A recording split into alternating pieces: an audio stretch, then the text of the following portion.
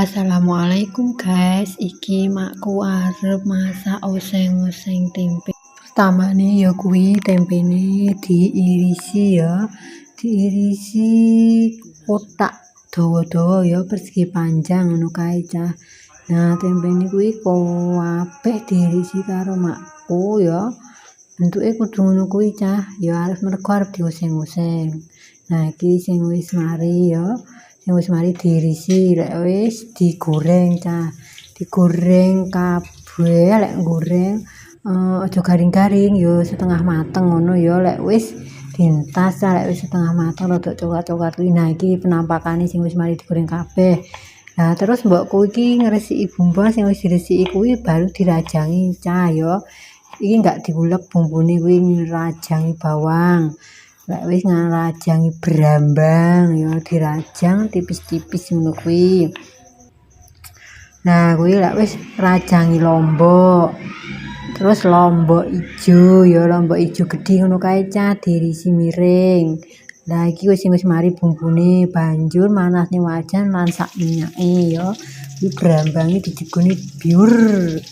Terus dioseng-oseng kuwi brambange ya, lek wis dioseng-oseng kuwi sampai wangi ngono kae ya, sampai ambune gurih ngono kae. Baru dijegurne, sing dijegurne kuwi bawange ya, bawange dicampurne dijegurne. Terus dioseng-oseng neh ya sampai wangi.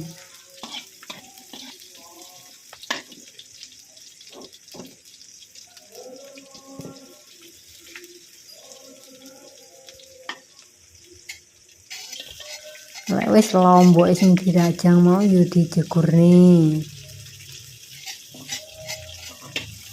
Iki kabeh dijegurne dikoseng-koseng ya dadi siji. Terus digori godhong salam. Godhong salam rasa akeh, petang lembar ae utawa sak cukupe. Laos barang ya kuwi ditambah laos ben sedep. Dikoseng-koseng dadi siji, sreng-sreng ngono cah.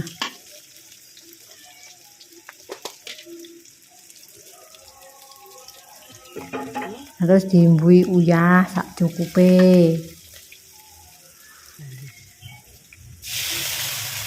Terus diwehi banyu. Nah, banyu iki sesuai selera cah yo sak cukupe lah. Lek wis diumupne kuwi kabeh bumbune ya diumupne. Sampai blukutuk ngono cah ya. Sampai mateng.